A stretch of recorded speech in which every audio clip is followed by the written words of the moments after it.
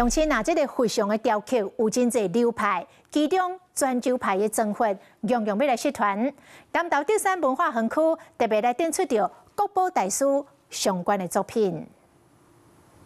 德山的文化园区邀请收藏家林文祥，将伊家己收藏的泉州派征伐来展览，后民众唔免走远就会当欣赏。它会经由16道功法，再去做一个它整个神尊上面的7艺的展现。我们这次有展出王爷、关公、三太子、土地公。妈祖的话，它主要会像是在海神。泉州派征伐伫咧台湾春无济，那德山有一寡精标的艺术是为鹿港来，就会当甲其他的乡镇做文化交流。最主要就是我们透过博物馆，希望能够做与其他乡镇的文化交流。那这一次我们是实体老师的艺术，几乎要有特别的展览，我们才能看到他的艺术。是一个国宝大师的一个作品的话，那我们都很感谢啊！现在还有人啊，愿意为这样子的一个艺术文化做保留跟保存。这个征伐展览到9月30，欢迎有兴趣的民众把握时间到德山的文化园区来欣赏。